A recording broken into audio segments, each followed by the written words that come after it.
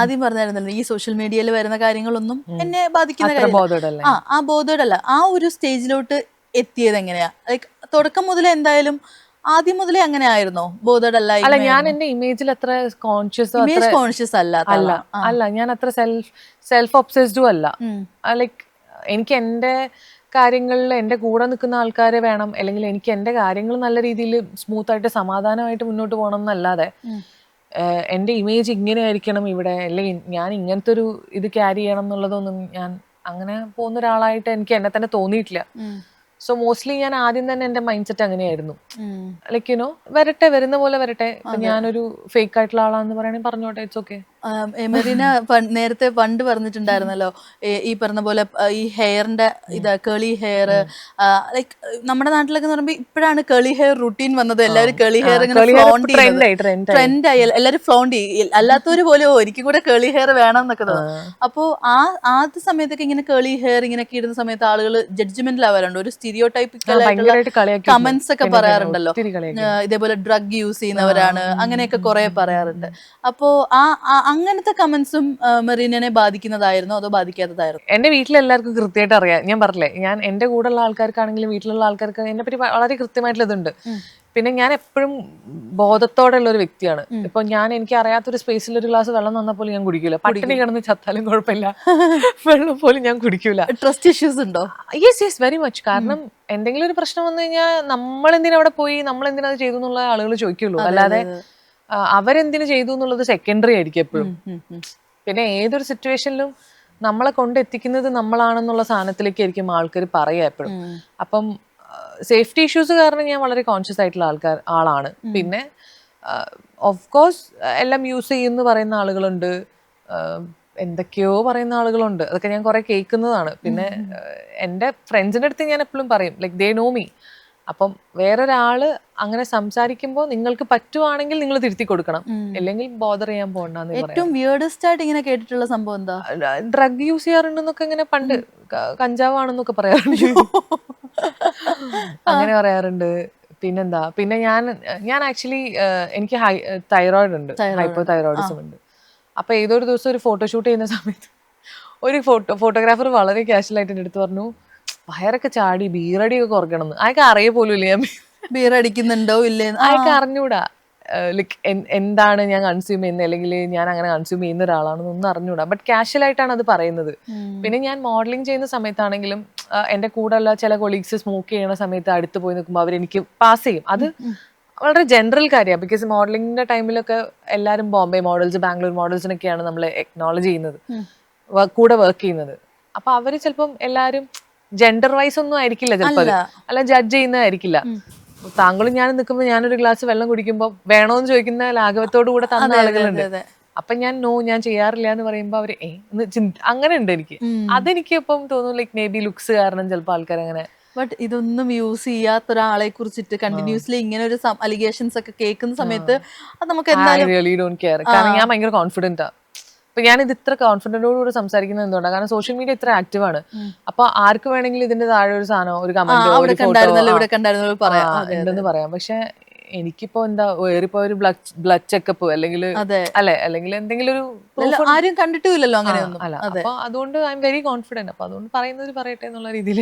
അതിന്റെ അല്ല, മറ്റേ അവറ്റകളുടെ കരച്ചിൽ കേൾക്കാൻ തന്നെ എന്തൊരു രസം എന്ന് പറയുന്ന പോലെ അവര് കരഞ്ഞോട്ടെ. അതെ.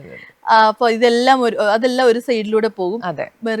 ഞാൻ മറ്റേ അത് ബിപിൻ പറഞ്ഞ സാധനമില്ലേ, മലയാള സിനിമ ഈ സൈഡിലൂടെയും സരോജ് കുമാർ ഈ സൈഡിലൂടെയും പോകുന്ന പോലെയാണ് ഞാൻ.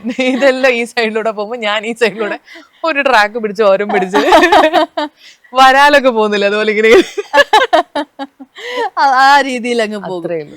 ശരിക്കും പറഞ്ഞാൽ ഇങ്ങനെ ഒരു കംപ്ലീറ്റ്ലി ബിസി ആയിട്ടുള്ള ഒരു ഡേയുടെ അവസാനം എങ്ങനെയാണ് മെറീനെ തന്നെ ഒന്ന് റീചാർജ് ചെയ്യുന്നത്? രാവിലെ മുതൽ നമ്മൾ എന്തെങ്കിലും വർക്ക് റിലേറ്റഡ് ആയിട്ട് പോയി വരികയാണെന്നുണ്ടെങ്കിൽ നല്ല ഭക്ഷണമൊക്കെ കഴിച്ച് ഫ്ലാറ്റിലിങ്ങനെ കാലൊക്കെ നീട്ടിയിടുന്ന് ഫുഡൊക്കെ കഴിച്ച് നല്ലൊരു സിനിമയൊക്കെ കാണും. നല്ല ടയർഡാണെങ്കിൽ കിടന്നുറങ്ങും, നന്നായിട്ട് ഉറങ്ങും. ഞാൻ പല ഇന്റർവ്യൂലും പറഞ്ഞു, ഇനി ഉറക്കത്തിന്റെ അംബാസിഡർ ആവും മിക്കവാറും ഞാൻ. കാരണം അത്രയും ഉറക്കപ്രിയാണ്. എനിക്ക് ഭയങ്കര ഇഷ്ടമാണ്, ഭയങ്കരമായിട്ട് ഇഷ്ടമാണ്. അതൊരു ഭയങ്കര ഡീറ്റോക്സ് പോലെയാണ് എനിക്ക്. കാരണം ഭയങ്കര ഡീപ്പ് സ്ലീപ്പ് കിട്ടുന്ന ഒരാളാണ് ഞാൻ. ഒരുപാട് പേർക്ക് കിട്ടാറില്ല. എല്ലാത്തിലും ഒരു റിഫ്രഷ്. ഒരു ബാഡ് ഡേ ഉണ്ടായാൽ പോലും ഉറങ്ങി ഒന്ന് എഴുന്നേറ്റ് കഴിഞ്ഞാൽ ബെറ്റർ ആവുന്ന ഒരു ആളാണ് ഞാൻ. ആളാണ്. ഞാനിങ്ങനെ കുറേ പേര് ഇങ്ങനെ പറയുന്ന കേട്ടിട്ടുണ്ട്, ഒരുപാട് നേരം ഇങ്ങനെ കുറേ ആക്ടിവിറ്റീസ് ഒക്കെ കഴിഞ്ഞ് ഇങ്ങനെ സോഷ്യലി ഒരുപാട് പേരായിട്ട് ഇന്ററാക്ട് ചെയ്തിട്ടൊക്കെ നിന്ന് കഴിഞ്ഞാൽ അവർക്ക് കുറച്ച് കഴിയുമ്പോഴത്തേക്ക് അവർക്കൊന്ന് ഒരു സെൽഫ് ടൈമിന്റെ ആവശ്യമുണ്ട്. അങ്ങനത്തെ ആളുകളുണ്ട്. മെറീന ആ കൂട്ടത്തിലുള്ള ആളാണോ? എനിക്ക് ഏറ്റവും കൂടുതൽ സെൽഫ് ടൈം ആണ് ഉള്ളത്. സോഷ്യൽ ഇന്ററാക്ഷൻസ് വളരെ കുറവാണ്. ബിക്കോസ് ഞാൻ പറഞ്ഞില്ല, എനിക്ക് എപ്പോഴും എൻ്റെ കൂടെ ഉള്ള അല്ലെങ്കിൽ ഞാൻ ഇന്ററാക്ട് ചെയ്യുന്ന ആൾക്കാരുടെ എനർജി എന്നെ ഭയങ്കരമായിട്ട് ഇൻഫ്ലുവൻസ് ചെയ്യും. അപ്പം ഇവന്റുകൾക്ക് പോകുമ്പോൾ അല്ലെങ്കിൽ വർക്കിനൊക്കെ പോകുന്ന സമയത്ത് ഞാൻ സ്പെൻഡ് ചെയ്യുന്ന ടൈമിലും കൂടുതലായിരിക്കും ഞാൻ പേഴ്സണലി ഉള്ള എൻ്റെ സ്പേസ്, എൻ്റെ സമയം.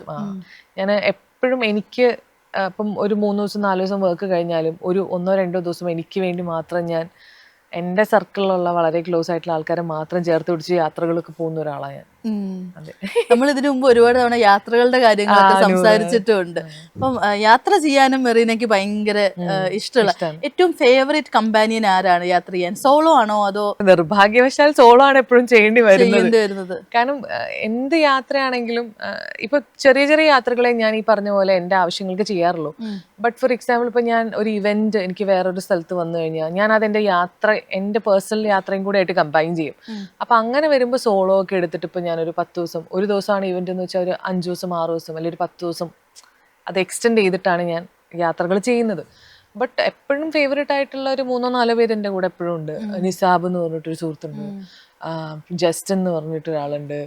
അങ്ങനെ സ്ഥിരമായിട്ട് എൻ്റെ ഇൻസ്റ്റ കാണുന്ന ആൾക്കാർക്ക് അറിയാം, ഇവരെപ്പോഴും എന്നെ ഭയങ്കര ചേർത്ത് പിടിക്കുന്ന ആൾക്കാരാണ്. ആദി എന്നൊക്കെ പറഞ്ഞിട്ട് ഇവരെ കൂടെയാണ് എപ്പോഴും ഞാൻ കംഫർട്ടബിൾ ആവുന്നത്.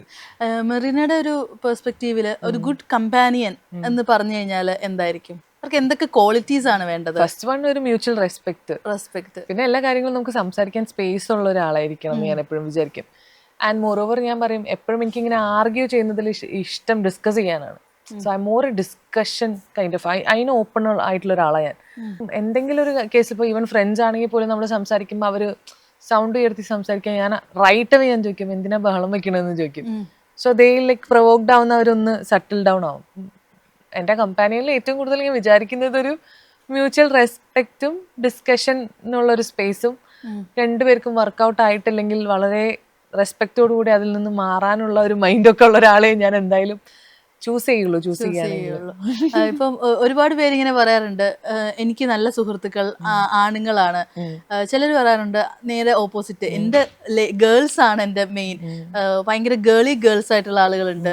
എന്നാൽ ചിലർക്ക് കൂടുതലും കംഫർട്ടബിൾ മെയിൽ ഫ്രണ്ട്ഷിപ്സ് ആയിരിക്കും. മെറീനയുടെ കംഫർട്ടബിൾ അല്ലെങ്കിൽ മെറീനയുടെ നല്ല സുഹൃത്തുക്കൾ ഇതിൽ ഏതിൽ പെടും? ആക്ച്വലി എനിക്ക് രണ്ട് ജെൻഡറും ഉണ്ട്. ഇപ്പോൾ നമ്മൾ തമ്മിലൊരു ഇന്റർവ്യൂല് 2-3 ഇന്റർവ്യൂസ് റിപ്പീറ്റഡ്ലി ആയപ്പോൾ നമ്മൾ പരിചയപ്പെട്ടു. പക്ഷെ നമ്മൾ തമ്മിൽ അങ്ങനെ കോണ്ടാക്ട് ഒന്നുമില്ല. ഇന്ന് നമ്മൾ കണ്ടപ്പോൾ പിന്നെയും ഒരുപാട് സ്നേഹത്തോടെ സംസാരിച്ചു. ഇങ്ങനെയാണ് എന്റെ എല്ലാ റിലേഷൻഷിപ്സും കൂടുതൽ പോകുന്നത്.